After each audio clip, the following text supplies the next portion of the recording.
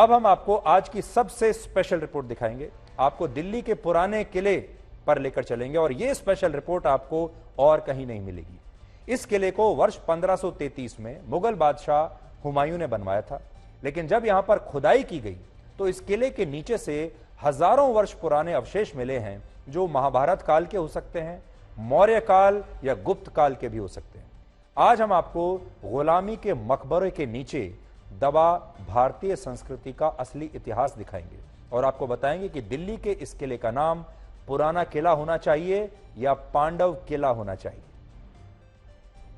लेकिन इस विश्लेषण से पहले हम आपको कुछ तथ्यों के बारे में बताना चाहते हैं, और ये वो तथ्य हैं जिनसे आप इतिहास के विरोधाभास को अच्छी तरह समझ पाएंगे। इतिहास कहता है कि दिल्ली का यह पुराना किला मुगल शासक हुमायूं द्वारा बनवाया गया था, और यह बात उस समय की है जब भारत में मुगल शासन की स्थापना हुए सिर्फ 7 वर्ष हुए थे।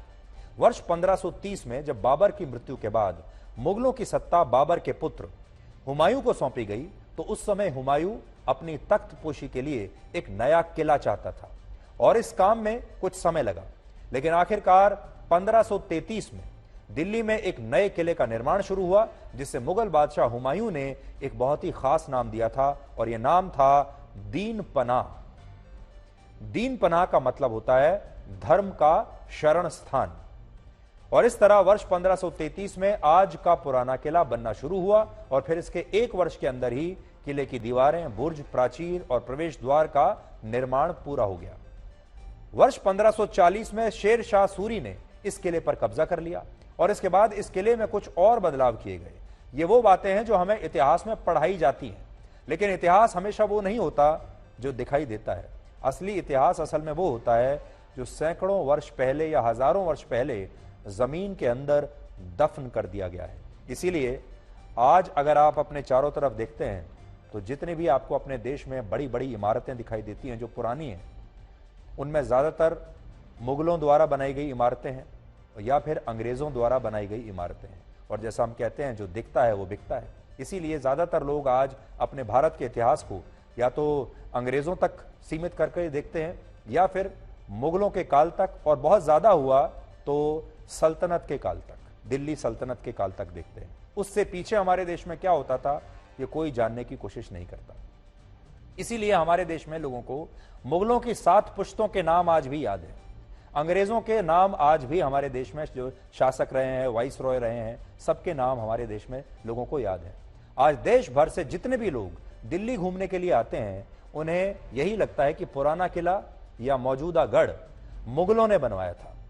और जो भी दिल्ली आता है, यहाँ के जो गाइड हैं वो कहते हैं कि पुराना किला जरूर देखिएगा, लाल किला जरूर देखिएगा।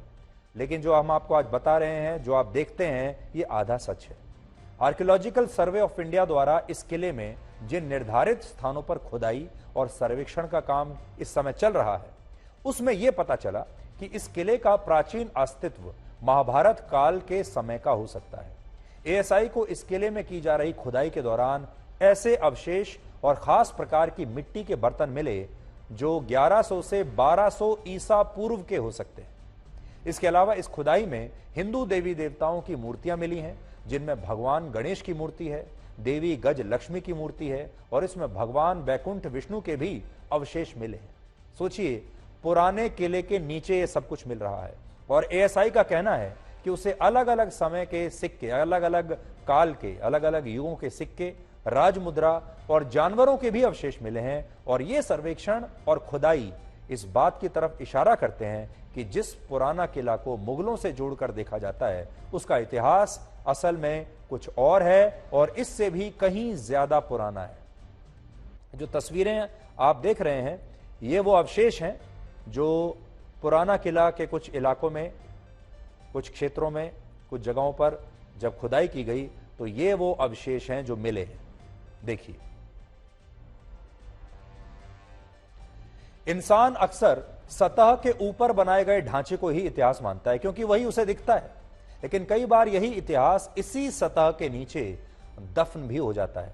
और सोचिए, इस मामले में तो ये कितनी बड़ी बात पता चल रही है कि जिस किले को अब तक मुगलों की पहचान माना जाता था, वो किला, उसके नीचे जो दबा हुआ है, वो महाभारत काल का हो सकता है।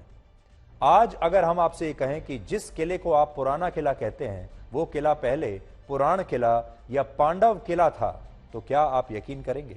आपको शायद इस बात पर विश्वास ही नहीं होगा, लेकिन असल में अब यह बात सच साबित होती दिख रही है और एएसआई इसी के तथ्य आजकल जुटा रहा है। लेकिन यहां एक सवाल यह भी है कि एएसआई को आखिर इस सर्वेक्षण को कराने की आवश्यकता क्यों पड़ी? तो इसके पीछे वो शिलालेख और ग्रंथ हैं जिनमें पांडवों के किले का उल्लेख मिलता है।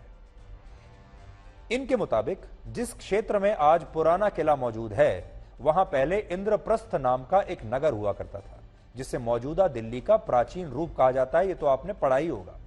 महाभारत काल में यह इंद्रप्रस्थ नगर पांडवों की राजधानी था और यह पुराना किला तब पुराण किला या पांडवों का किला नाम से विख्यात था।